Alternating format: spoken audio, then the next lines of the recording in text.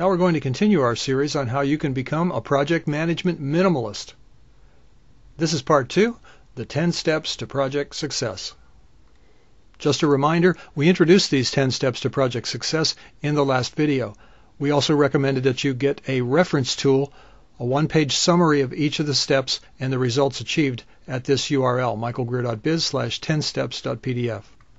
Now let's take a closer look at step 1. Define the project concept, then get support and approval. We had said that a project is a temporary endeavor undertaken to create a unique product or service. Now, temporary means that the budget is limited. We can't keep spending money forever. The schedule is limited. It's got to be over at some point. And the person hours, or the effort that people can spend on our project, is also limited. The specific number and quantity of deliverables, that's also limited. We can't just keep creating things and building stuff. It must come to an end at some point. In addition, unique means that each project, because it's taking place with a unique team at a unique time in history, deserves its own plan. Okay? Now, the typical artifacts and tools for step 1, you come up with some notes regarding your preliminary project concept. You'll typically have some results of a needs assessment, a market assessment, market analysis, and so forth. And an approved project charter. Now this is key. A project charter or a proposal. Typically it's not more than 1 to 3 pages. You don't spend a whole lot of time on this because what you're looking to do is sort of qualify the buyer in sales terms. You want to get feedback from your potential sponsor or your customer that the project is worth pursuing. So in this 1 to 3 page proposal or charter, you describe the project's justification, an overview of your project deliverables, the success criteria that you have, who the key stakeholders are and their roles, and any assumptions you have about the project, such as limitations of what you're going to build versus what you're going to buy, those sorts of things. And then finally, on that project charter, you come up with the signature of the project manager and the sponsor or the client. And really what this amounts to is a contract. And in fact, if you are a contractor, this is your proposal, and it becomes the basis for all future work. And if you're an internal contractor, which I encourage people to think of themselves as an internal contractor, then this is the basis for how your team's going to function and the targets that your team's going to meet. So that project charter is an important thing to get documented, reviewed, approved. And you don't go on to spend anybody's time in brainstorming or working on the project until that charter is approved. Let's go on to step 2. Get your team together and start the project. When you're talking about project team, you're talking primarily about stakeholders. That's individuals and organizations who are actively involved in the project or whose interests are affected by the project and what the project is creating. There are 2 key types of stakeholders, sponsors and experts. And the reason these are so important is because they have the power to approve deliverables. And remember, projects are finite, so we need to keep approving deliverables as they evolve and keep the project moving. Now, the sponsor is the customer, the client, the final owner, or the entity that provides the funds. Typically, a sponsor has the power to review and approve key deliverables as they're unfolding and to approve or help get resources, people, equipment, and facilities. Sometimes a sponsor even has the power to stop the project. So it's very important that you clearly define the sponsor, since they are such a large part of keeping the project moving for you.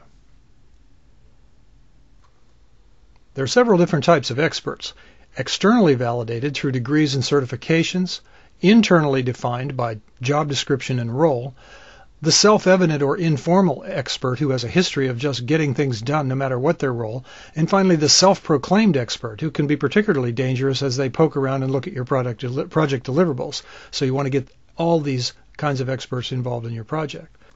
The object of the game is to look around your organization and find all the various experts that might come out of the woodwork later on and have opinions about your deliverables. So proactively speaking, they can help you shape them. They can help you shape your project and the way it's built. Defensively speaking, by getting them involved, you can prevent yourself from having to rework deliverables after they reject them. After you've determined your sponsor, your experts, and your stakeholders, you need to figure out who's going to do what. And a PARIS, or Responsibility Accountability Chart, is a great tool for this. In it, you identify by a label, P-A-R-I or S, that's where the word PARIS comes from, who's going to participate, who's going to be accountable, who's going to review and provide feedback versus who's simply going to provide input, and who's ultimately going to sign off your product as they unfold. In this example, we've listed the tasks and the outcomes to be produced in the left-hand column.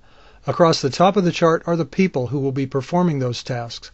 And in each cell, we see the level of responsibility of each of the people. So sometimes someone might be labeled with a P for participating, sometimes with an R for reviewing, and sometimes with an S for sign-off. It's all very clear who does what.